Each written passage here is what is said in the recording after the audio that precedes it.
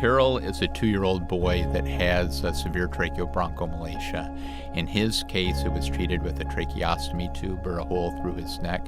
However, there's increasing compression on the airway. The main risk of this is that the tracheostomy tube can erode into an artery, which is usually a lethal condition where children will die. In fact, he already had this happen. We have seen children that have died from this very problem, and most children cannot survive bleeding into the airway. But he was lucky enough that the doctors responded in Poland so quickly and kept him alive despite him having bleeding into the airway. When someone has this and has a cold, it makes them just a normal cold. It makes it very difficult for these children to be able to do any type of activities, and it's much more difficult than it would be in a typical child. Often children will be in the hospital for a prolonged period with tracheobronchomalacia with even a regular cold. And if you have a tracheostomy, that means you can never go swimming or anywhere close to water activities because that is too dangerous. So our plan is to help him by taking care of his tracheobronchomalacia with the device that we have invented and used in 15 children to date.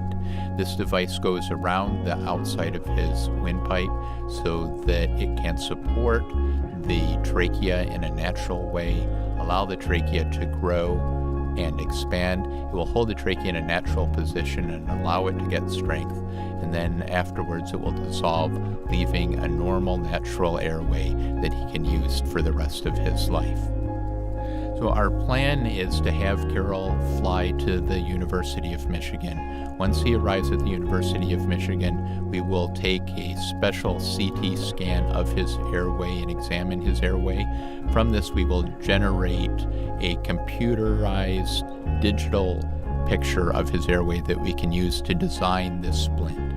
We will then go to the operating room where we will open up his chest to find the airway. We'll place a splint around the outside of the airway and move the vessels and other tissues that have been causing a problem for him. We would expect him to be in the intensive care unit for 2 to 3 weeks after this operation, after which time we expect him to be breathing much better than he has ever been in his life.